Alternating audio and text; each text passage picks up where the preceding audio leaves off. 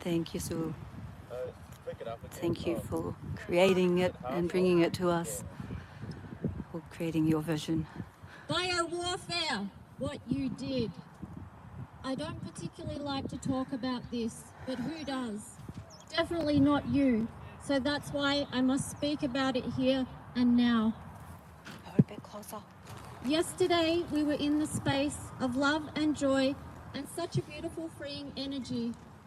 But today we are acknowledging what so many here in this country and around the world are experiencing. And that is the heart-wrenching biowarfare that you, through bullying, punitive measures, control and fear, pushed upon this population. The elderly, the young, and everyone in between. We have been speaking and being in the energy of the Divine Feminine here over the past few days, which has been nice, and there's been a softness to that, which as women, we really love to be in that energy, our natural state of being. We have been speaking about awakening, and I'm going to go further into that now, because what you have awakened in mothers around this world is a fierce energy that will do anything to protect the ones she loves, especially children. She cares not just for her own, but will take a stand for all children. We are aware of the many layers of attacks upon young people and children.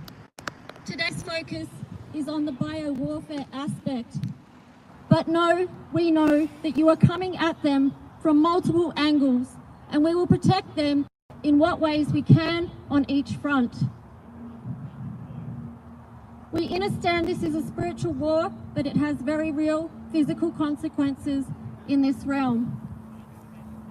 And as we work with the higher powers for good, we will continue to be a shield and sword and a fierce protector for the children. How dare you, by the way? People, I'm telling you now, you need to be able to use this line when you come up against those in these systems who try to push something onto you or your children. Stand your ground, stand firm, and your children will learn from you how to do the same.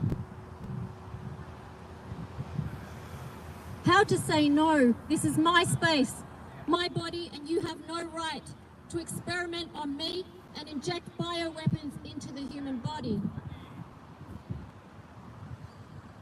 Now they are rolling out the RSV jab for babies and pregnant women.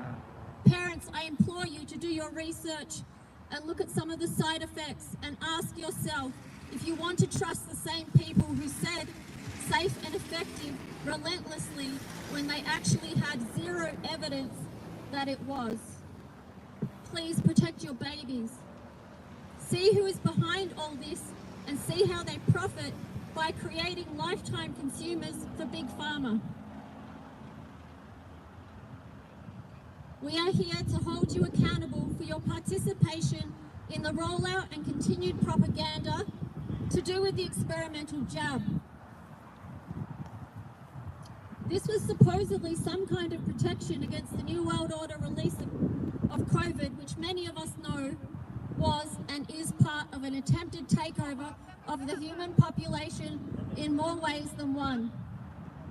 This is beyond insidious, beyond abhorrent, and it's perhaps the world's biggest attempted genocide. But as we know, genocides are never fully successful, which is acknowledgement to the human spirit to persevere, heal, and overcome. The point is, many of you in this house and your flow of government departments, health and media are guilty of crimes against humanity. And still you are continuing, which is beyond disturbing. But money talks, and it's your language.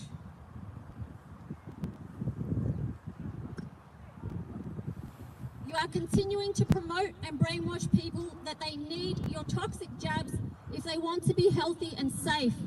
What an absolute outright lie. And you know it. But this isn't about the truth for you, and it never was. This is about your positions, your wealth, your power, contracts, and big business. We have seen you do not care about the devastation caused in people's health, or that of their families. This is what you participated in and even worse, perpetrated. So where is your accountability? Where is your acknowledgement and apology to what you have done? Where is the truth? Media, where is the truth about jab injuries and SADs, sudden adult deaths? Your silence shows how you were and still are complicit, and that you were paid to run this narrative. You accepted this to keep your pay and position, just like many Australians, against their will and better knowing, took the jab so they could keep their job and maintain being able to care for their families.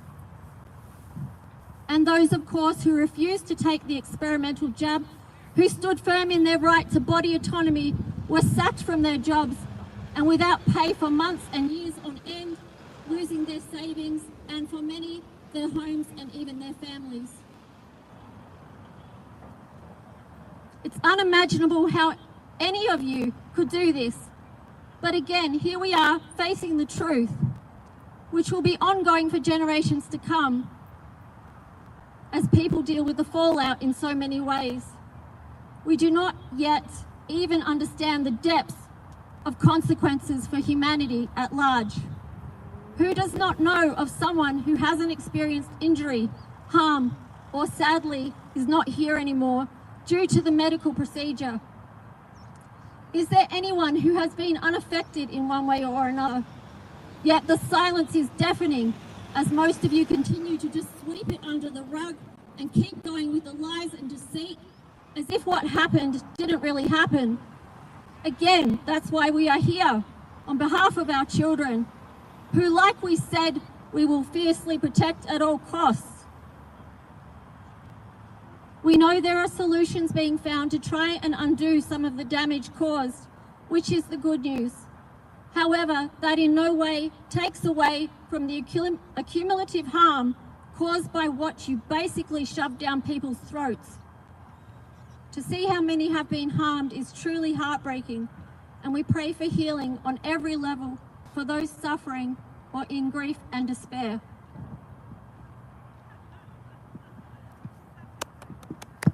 Thank you.